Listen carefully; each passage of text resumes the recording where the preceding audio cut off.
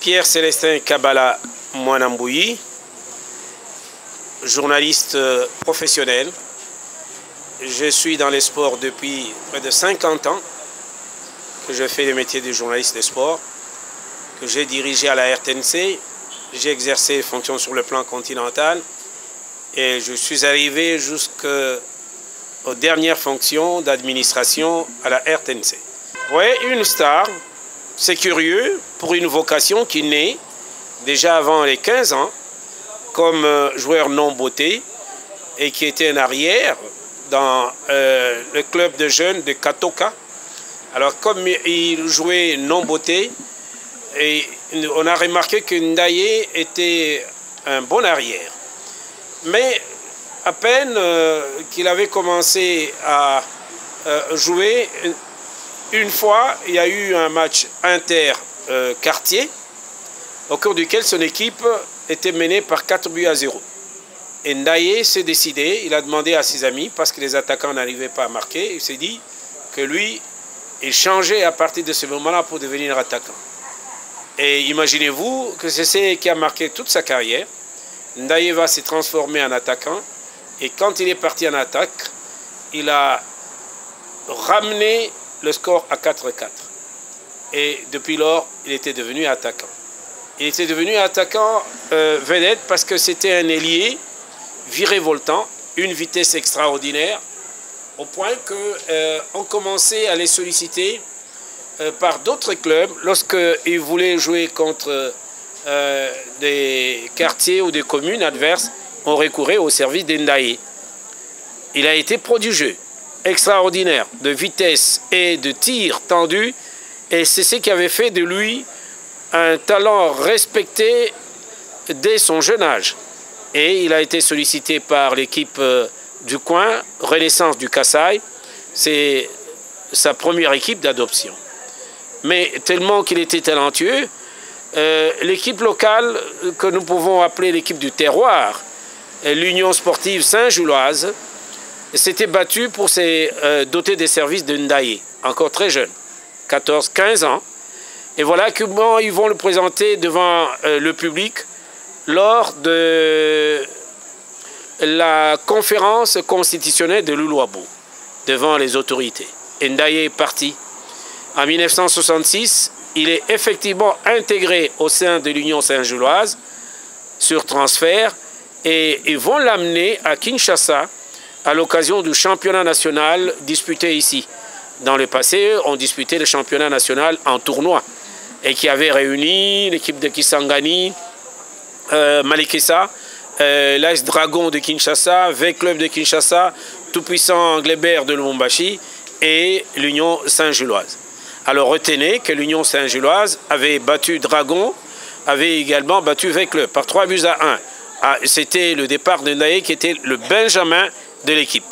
Il a ainsi évolué au sein de l'Union Saint-Juloise qui par la suite a été rebaptisée sous le nom de l'Union sportive Chinkunku.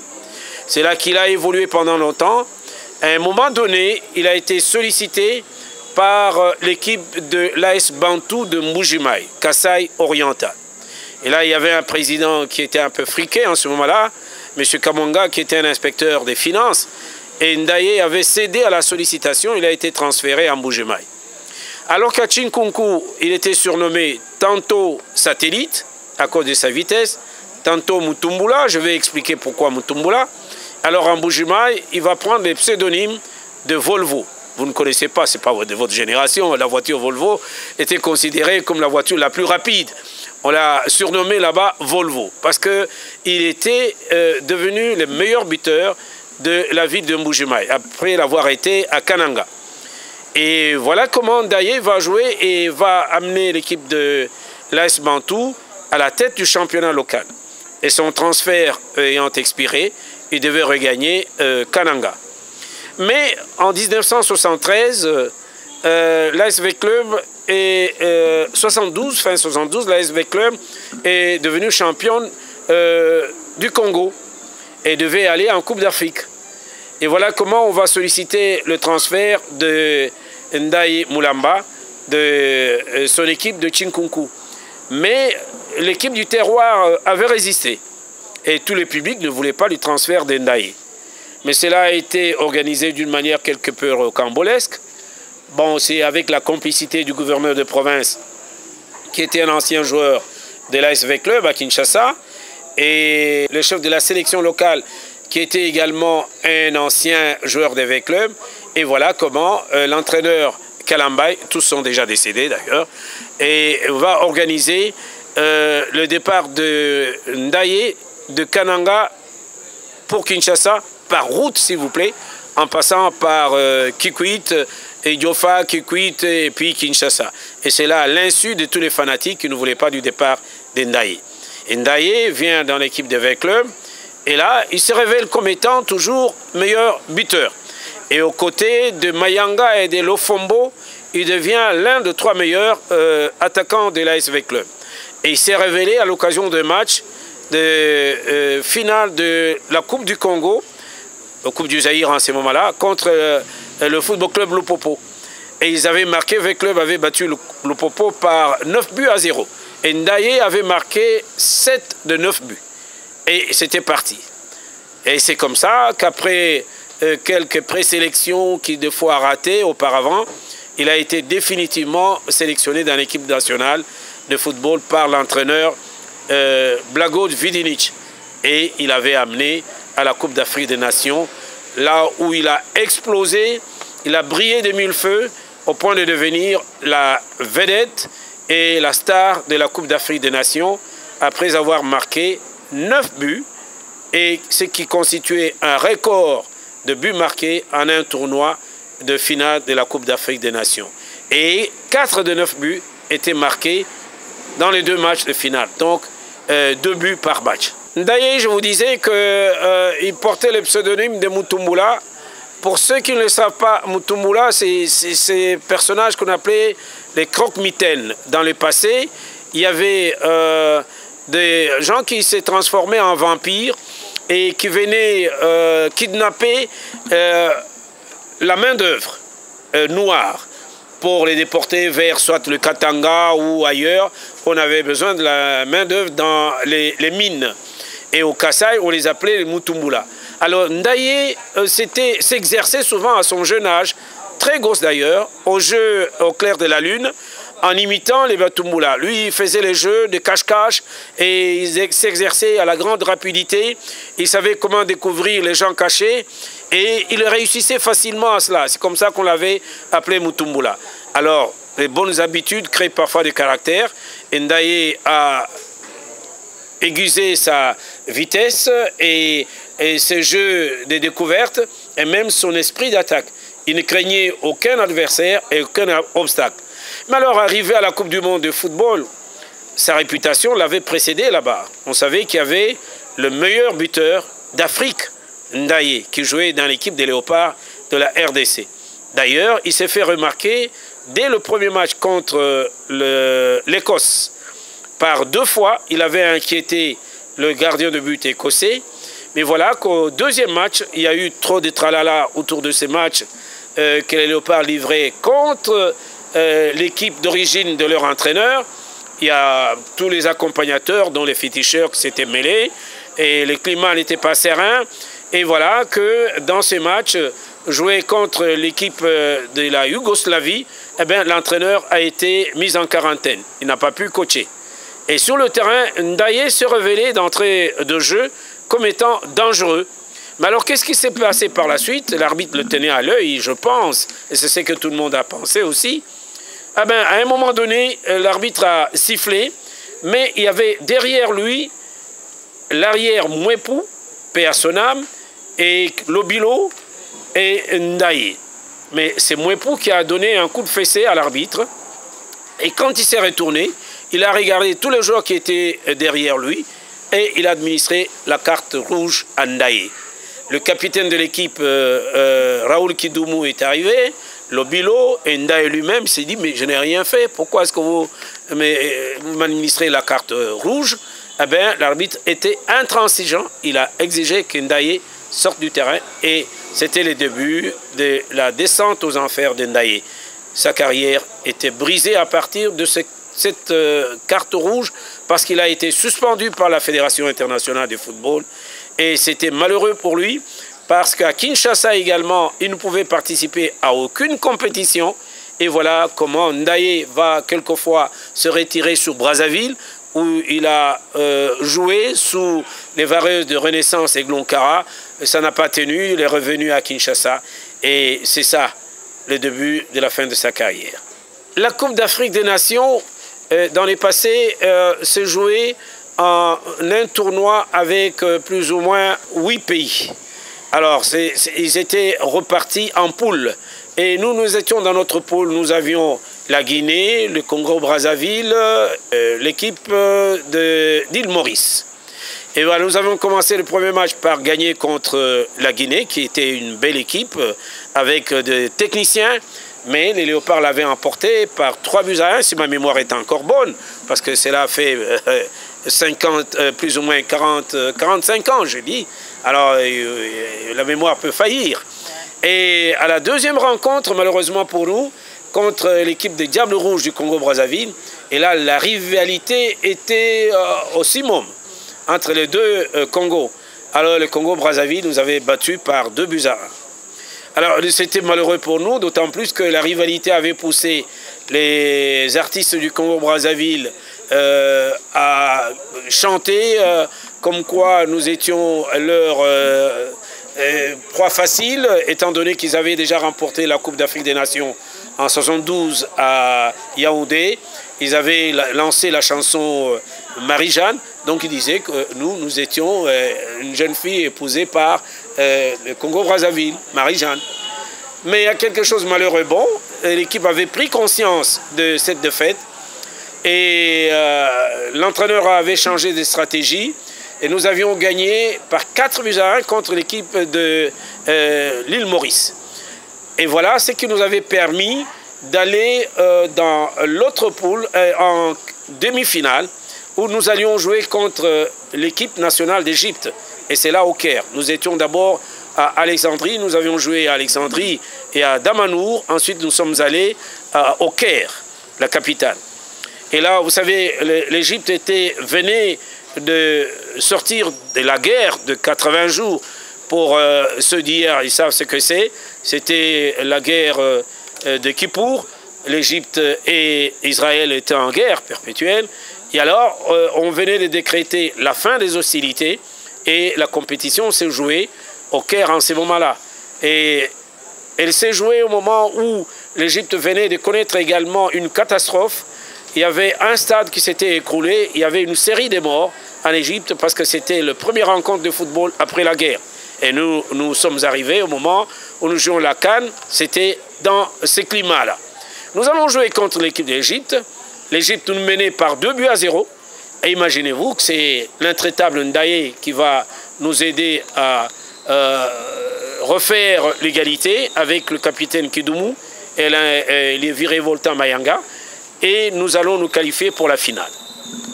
La finale va se jouer contre l'équipe de la Zambie qui, étant donné qu'elle avait joué en quart de finale contre le Congo, avait livré un match époustouflant de 160 minutes, je pense. Une demi-finale extraordinaire. Et l'équipe de la Zambie était très redoutable pour nous, étant donné que nous avions déjà livré une rencontre très disputée en Zambie lors des éliminatoires de Coupe du Monde et Coupe d'Afrique des Nations. Voilà que nous allons nous retrouver avec la Zambie. Et à la première rencontre de finale, pendant que nous menions, la Zambie avait aussi un joueur pétri de talent, un attaquant redoutable, Kawushi, et la Zambie avait égalisé. Nous avions fait un match nul de 2-2. Et voilà que nous allions faire la finale à rejouer dans les 48 heures qui suivaient. Le président zambien, Feu Kenneth Kaunda, avait dépêché au Caire un avion spécial plein de supporters avec le vice-président Simon Kapwepwe. Et le président Mobutu avait envoyé aussi un Boeing 737 avec son équipage pour venir attendre la finale contre la Zambie. Et à cette finale rejouée, eh bien, nous avions battu la Zambie et Ndaye était toujours merveilleux. Il avait marqué les 2 buts, alors qu'à la veille du match, il était souffrant parce qu'il avait reçu un coup à la cheville et puis aux dents. Mais malgré tout, Ndaye était parvenu à nous donner la Coupe d'Afrique des Nations en 1974. Et il était le meilleur buteur et le meilleur joueur de cette Coupe d'Afrique des Nations de football. Eh bien, nous allons faire un raccourci. Après cette finale du Caire, l'équipe était en même temps qualifiée pour la Coupe du Monde de football en Allemagne.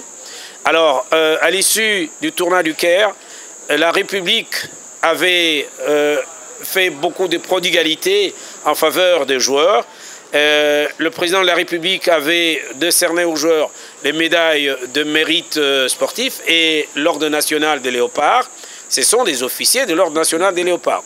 Donc c'est une dignité nationale. Et en plus, on leur avait octroyé de villas à la cité Salongo, qu'on avait appelée d'ailleurs Salongo Léopard. Chacun d'eux avait reçu une voiture Passat, Volkswagen, et ils devaient bénéficier de voyages de villégiature dans le pays du choix de chacun en compagnie des épouses. Et après cela, la Coupe du Monde s'annonçait.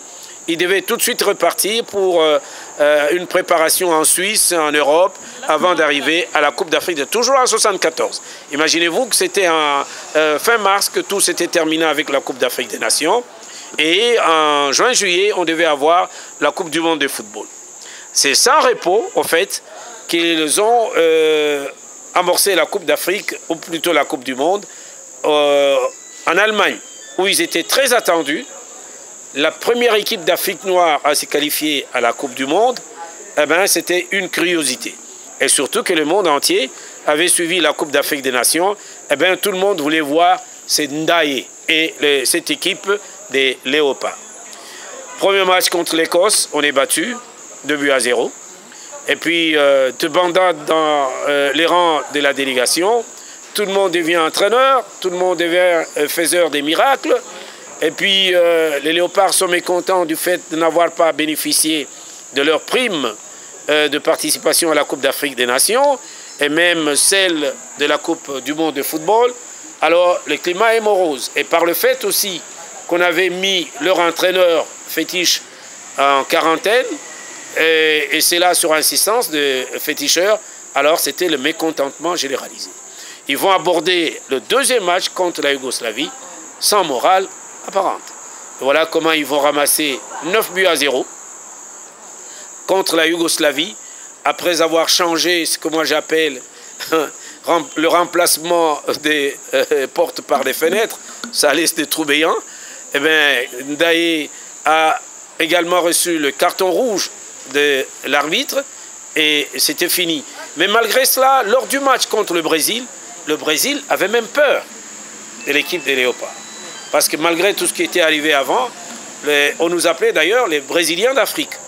Mais le Brésil avait fini par nous battre par 2-0. Et c'était la fin de l'histoire, l'aventure des Léopards à la Coupe du Monde de football. Vous savez, en pareille circonstance, quand on regagne le pays, les commentaires vont dans tous les sens. D'abord, en ce moment-là, pour une équipe qui était arrivée au cime du football mondial, il fallait changer de philosophie. Il fallait envisager les choses autrement. Or, à leur retour au pays, le président de la République avait décidé que tous les joueurs restent au pays. Alors que nous étions sollicités par beaucoup de recruteurs, beaucoup d'entraîneurs à travers le monde. La France avait même envoyé M. Garonner, qui était le recruteur et entraîneur de Saint-Étienne, une équipe de première division en France qui est descendue en deuxième division, pour recruter et Mayanga, et Kidoumou, et Bouanga, et le pays s'y est opposé. Voilà comment, à la recherche du mieux-être, il y en a qui ont trouvé leur salut dans les départs furtifs, notamment les Kibongé, les Kidoumou, les Mayanga et Bouanga plus tard et Ntoumapous. Ils ont dû partir pour l'Europe parce qu'ils ne pouvaient plus, après avoir joué la Coupe du Monde, ils n'avaient plus de motivation pour continuer à jouer en championnat local. Et ça a connu un déclin du football congolais. Alors on va changer de tout en tout et on va changer d'entraîneur parce que l'entraîneur Vidinit est rentré dans son pays, mécontent. Il est toujours en vie ? Il est déjà décédé. Paix à son âme. Son épouse est encore en vie. Alors, et on va changer, on va prendre un entraîneur roumain, M. Stanculescu, qui viendra au pays et qui va bâtir son équipe sur base de l'équipe de Sa Majesté Sanga Balende qui était devenue championne de la RDC. Alors, à Kinshasa, il y avait une hostilité sans nom à l'égard des joueurs de Sanga Balende et de l'équipe nationale. Et cette équipe est partie à la Coupe d'Afrique des Nations en Éthiopie et l'année est sortie bredouille et c'était le déclin total. Nous avons fait 10 ans, 20 ans avec l'équipe nationale sans trouver le bonheur. On courait après notre bonheur d'antan. Et c'était la descente aux enfers et les anciens joueurs, les brillants, jusqu'à arriver au moment où, de réforme en réforme, nous avons pu retrouver le CHAN, donc les championnats d'Afrique. Mais avant d'arriver au CHAN, il y a eu une lueur d'espoir qui a marqué la renaissance de l'équipe nationale. C'était au Burkina Faso, à Ouagadougou, en 1998. Là, au moins, nous avions fait des exploits inédits avec ces quarts de finale contre le Burkina Faso qui menait. Et dans l'espace de 2 minutes, nous avions égalisé et nous nous étions qualifiés par la suite. C'était le Quartor, Watunda Lyoko, Lusadisu Médard et Pierre Kalala qui était à la direction technique avec Moukeba. Nous avons perdu Watunda et Pierre Kalala. Lusadisu est en vie et Moukeba également.